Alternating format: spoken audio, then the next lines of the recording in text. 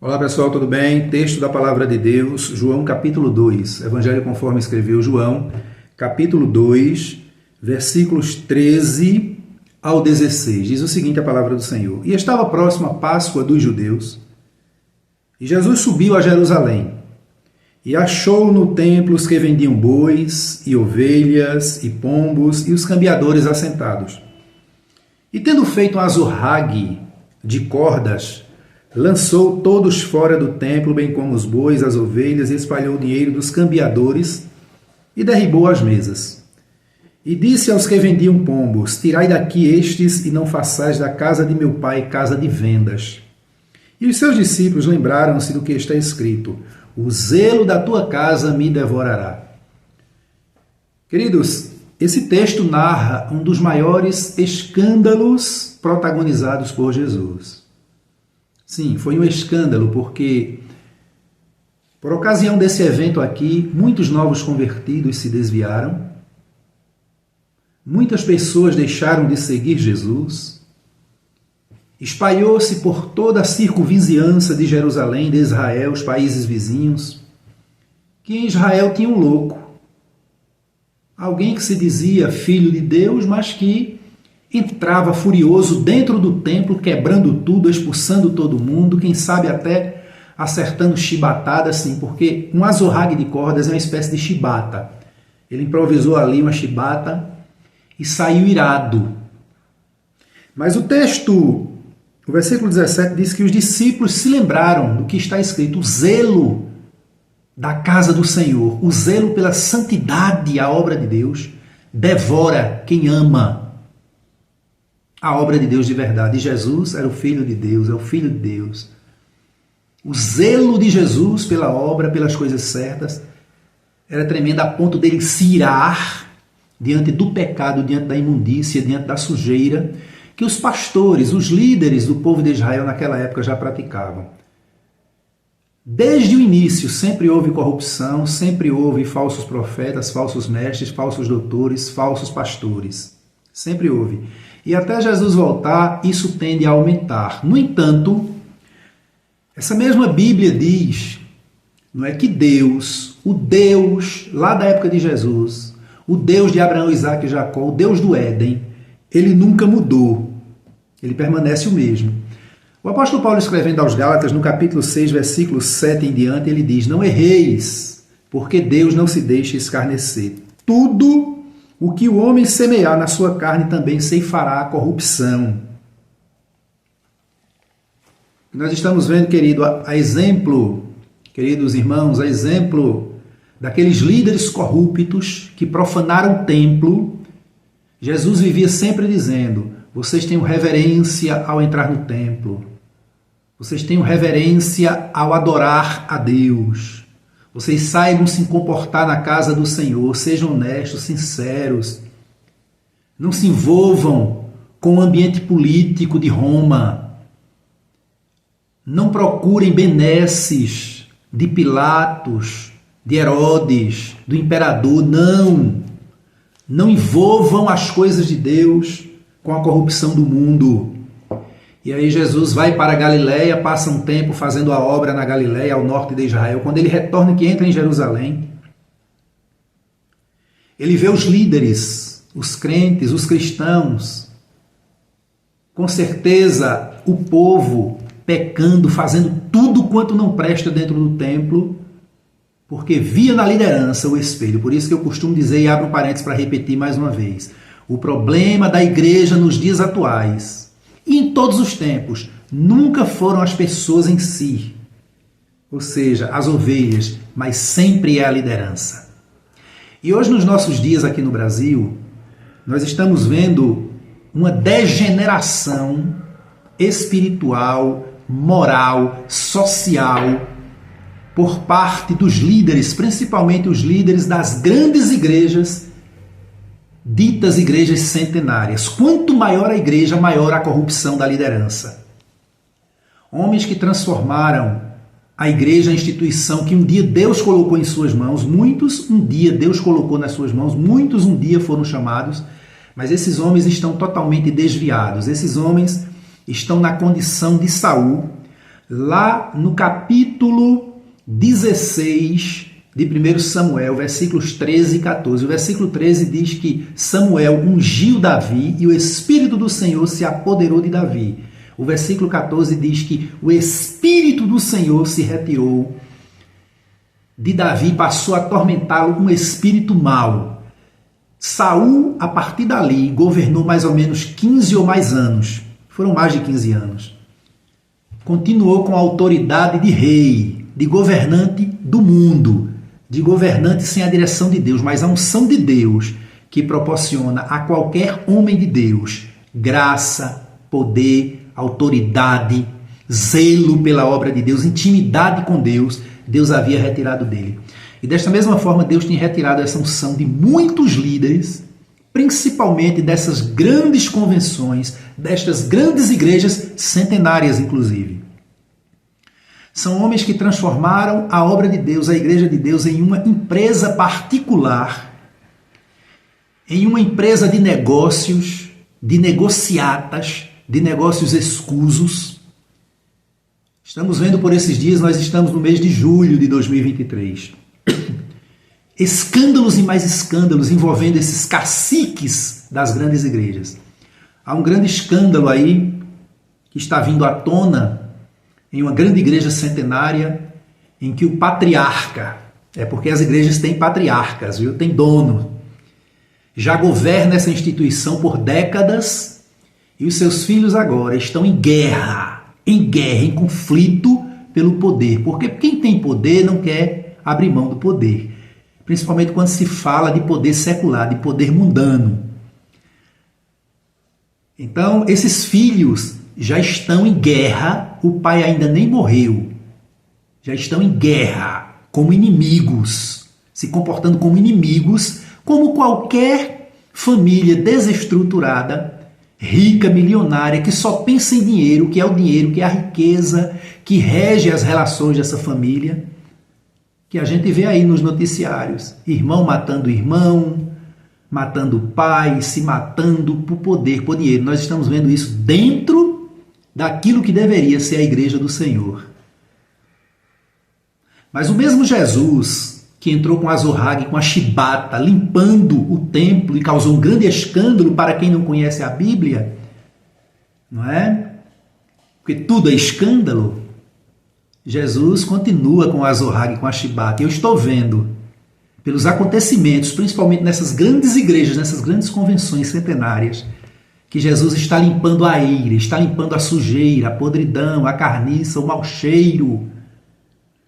Porque muitos homens de Deus têm dito, e eu quero dizer e repetir aqui porque eu também tenho dito, a Igreja do Senhor no Brasil precisa passar por uma reforma muito maior do que a reforma que aconteceu no início do século XVI, por volta do ano 1517, promovida por Martinho Lutero e os seus companheiros. Uma reforma em que o altar precisa ser varrido, precisa ser aniquilado tudo aquilo que está no altar das igrejas. Aniversários de pastor, aniversário de esposas de pastor, aniversário de dirigente A, B, C ou D, casamentos, usando o púlpito da igreja para exaltar homens, 2 horas de culto, o tempo todo exaltando homens e não a Deus. Essas coisas pequenas foram entrando dentro da igreja a tal ponto que se avolumaram, que em muitas igrejas, repito, principalmente nas grandes, nas centenárias, não existe mais culto de adoração a Deus. O louvor não é mais de adoração a Deus, é de autoajuda, de adoração a homens, de exaltação a homens. E o mesmo Jesus, que com a chibata limpou o templo, ele está limpando e vai limpar, porque há promessas de um grande avivamento, e grande avivamento de verdade, que traz transformação de vidas. Ele só ocorre após a limpeza do altar. Aquela mensagem que Deus proferiu a Josué, disse: Josué, santifica o povo, porque tem coisas condenadas. Enquanto as coisas condenadas não saírem, não forem retiradas, expurgadas, Israel não terá vitória sobre os inimigos. E a igreja está sofrendo perseguição, irmãos. Não são perseguição por parte do mundo, não, porque as perseguições do mundo nós já conhecemos. Já estamos preparados para isso. As maiores perseguições que a Igreja do Senhor tem sofrido hoje está partindo do altar, do púlpito das igrejas. Líderes desviados, podres pelo pecado, homens envolvidos na prostituição, no roubo, na mentira, no adultério, no engano, todo tipo de pecado grave estão atraindo para dentro da igreja, com os seus conchavos com o mundo. Eles estão atraindo a perseguição para dentro da igreja. Quando eles não perseguem as ovelhas, literalmente, por conveniências deles, eles atraem a perseguição para dentro da igreja. E a igreja está pagando um preço muito alto. Mas até quando, Senhor? O tempo é de Deus. E um dos motivos, irmãos, que Deus está permitindo isso, e parece que não acaba, não é? Quanto mais o tempo passa, parece que não acaba. Não, Deus está agindo. É porque Deus está tratando com aqueles obreiros, aqueles pastores auxiliares, que ainda são homens de Deus, que ainda conservam a santidade, mas são homens coniventes com o pecado porque se calam. São homens acovardados. São homens que preferem receber o salário da iniquidade a se portarem, a se posicionarem como homens de Deus de verdade. Deus está permitindo isso. E aí, irmãos, nós vemos o texto de Isaías, capítulo 1, é um retrato da igreja atual. Principalmente, repito, e não me canso de repetir, dessas igrejas centenárias, dessas grandes convenções, em que os escândalos estão imperando. Mas, irmãos, eu quero abrir um parêntese para dizer aqui. Mas, irmão Giovanni, você pode dizer, mas, irmão Giovanni, mas não é bom a gente divulgar essas coisas, não é bom. Claro, nós temos que divulgar. Jesus gastou mais tempo do seu ministério contrariando, contrapondo-se, combatendo os líderes, os saduceus, os escribas, os fariseus, os pastores corruptos da época, porque Jesus sabia que não adiantava pregar amor, misericórdia, cura, se não houvesse cura da alma. E a cura da alma precisa vir com a verdade. As pessoas precisam estar preparadas para entender que a corrupção no meio da liderança da igreja sempre existiu, daqui para frente vai aumentar, mas isso deve ser injeção de ânimo para aqueles que permanecem fiéis. Ser fiel até a morte e dar-te-ei a coroa da vida. Olhai para Jesus, autor e consumador da vossa fé, sem, porém, deixar de combater a iniquidade dentro da igreja. E a iniquidade praticada principalmente pelos líderes da igreja, infelizmente. Isaías capítulo 1, leia. Quando tiver um tempinho, leia a Bíblia, estude a palavra de Deus. Capítulo 1 do livro de Isaías, você vai ver uma mensagem dura de Deus através do profeta contra a liderança corrupta de Israel, a ponto dele dizer assim no versículo 6, olha, vocês estão podres. Desde a planta do pé até o alto da cabeça não há em vocês senão feridas, inchaços e chagas podres, chagas não espremidas nem ligadas e nenhuma amolecida com óleo. Olha, quando vocês vinde, o versículo 12, para comparecer perante mim, quem requereu isso das vossas mãos que viessem pisar os meus átrios? Eu não quero que vocês estejam na igreja, vocês estão podres, vocês estão em pecado, não adianta. Não tragam mais ofertas de balde, ou seja, em vão. Incenso é para mim abominação, e também as festas de lua nova, os sábados, as convocações das congregações. As vossas festas de lua nova, as vossas festas solenes, para mim não interessa. Vocês estão com as mãos sujas de sangue. Não adianta esses grandes eventos que vocês realizam, congresso de mulheres, congresso de homens, congresso de jovens, congresso de adolescentes. Não adianta nada disso, não adianta. Deus está dizendo isso para vocês, senhores líderes de grandes igrejas, de grandes convenções, igrejas centenárias. Não adianta as vossas santas ceias com cantores famosos, pregadores famosos, não. Muitos desses cantores famosos e pregadores famosos estão em pecado diante de mim, estão em prostituição, em adultério, em desonestidade, estão em pecado. Não adianta, eu não estou recebendo, ainda que o meu povo, no meio da igreja, no meio do templo, se alegre, profetize, fale em línguas, eu estou abençoando individualmente as pessoas, mas eu quero abençoar coletivamente. Esse culto eu não estou recebendo, o culto de vocês, líderes da minha igreja, eu não estou recebendo. Tem sido como uma abominação diante de mim. Vocês que têm se preocupado em construir grandes templos, grandes conglomerados administrativos, mostrando para o mundo, mostrando para o povo, como se a minha igreja fosse uma grande empresa. E eu sei, Deus dizendo, eu sei, que para isso vocês têm se envolvido com a corrupção do mundo. Vocês têm se vendido para a corrupção. Vocês estão sufocados até o alto da cabeça, a planta do pé, pelo pecado, pela lascívia, pela corrupção. Até quando? A minha igreja, continua Jesus dizendo, a minha igreja precisa voltar às raízes, à simplicidade. Não, eu não estou preocupado com o grego, com o aramaico, com a tradução A, B, C. Eu quero simplicidade na minha obra. Eu quero ouvir, eu quero ver na minha casa aqueles pregadores simples que passam 1 hora, 2 horas, 3 horas orando, que mal sabem falar a língua mãe, a língua pátria, no caso do Brasil, a língua portuguesa, mal sabem falar, mal sabem se expressar, mas quando abrem a boca, o meu espírito tem liberdade de agir no meio da igreja. E tendo feito um azorrague de cordas, lançou fora do templo, bem como os bois, as ovelhas, e espalhou o dinheiro dos cambiadores e derribou as mesas. Eu estou com a mesma chibata, com o mesmo azorrague, para limpar a sujeira no altar, na minha casa. Muitos dos senhores, muitos de vocês eu levantei, diz Jesus. E muitos se desviaram, muitos se fizeram. Igreja do Senhor, abramos os olhos, tenhamos cuidado. Vamos parar de brincar. São poucos, são raros os homens de Deus que permanecem com a unção de Deus. Há muito tempo deixaram de ser ungidos de Deus. Há muito tempo deixaram de ter intimidade com Deus. São homens que usam o púlpito da igreja para vociferar. Palavras requentadas, não leem, não estudam mais a Bíblia, não têm mais intimidade com Deus.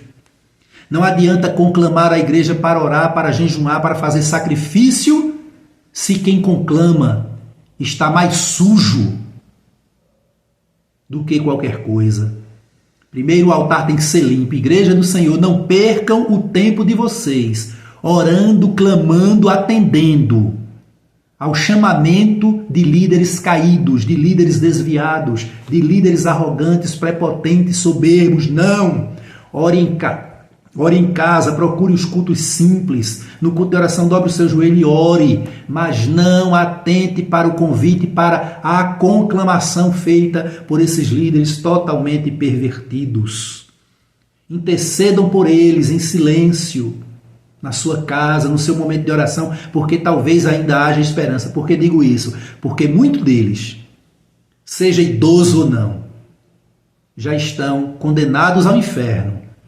Para eles só há uma solução, e muitos deles nem sequer existe mais essa solução.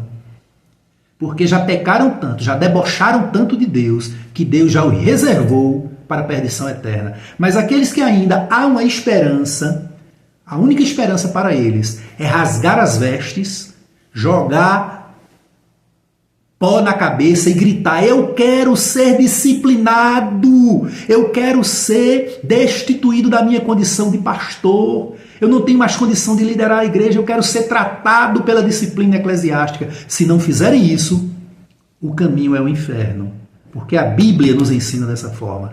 Que Deus abençoe a todos, irmãos, em nome de Jesus. Continuem orando pela igreja, para que Deus guarde livre a sua igreja desse mal terrível. Esse mal que está como um cancro, como um câncer adoecendo a igreja, que é o mau comportamento de muitos líderes que ainda se dizem homens de Deus, que há muito tempo estão desviados. Que Deus abençoe a todos em nome de Jesus.